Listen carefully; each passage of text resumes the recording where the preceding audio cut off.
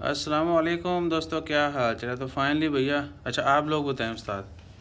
अस्सलाम वालेकुम दोस्तों, क्या हाल चाल है। ईद मुबारक। कुर्बानी का गोश्त आ गया है। और ईद कब थी? ईद ईद कल। ईद कल थी, कुर्बानी कल हुई, गोश्त आज मिला है। ईसा भैया आप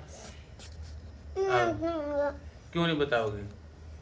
ईसा भैया नाराज़ है जी कि आज क्यों कुर्बानी हुई है। कह रहा ईद तो हमने कल पढ़ी थी, आप बोल रहे थे कि ईद के बाद बकरा करेंगे, तो ये आज आप कर रहे हो। बकरे का गोश्त आ गया, बकरा नहीं आया।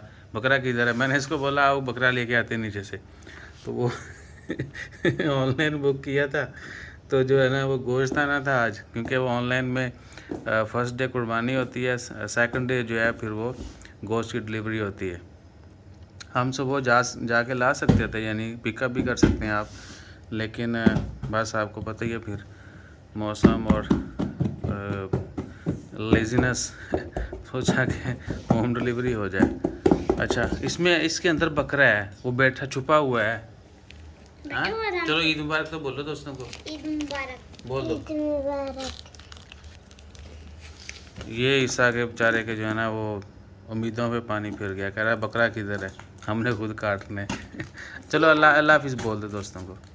अल्लाह हाफिज़। अल्लाह हाफिज़। अल्लाह हाफिज़। ओके जी, जज़ाकल्लाह।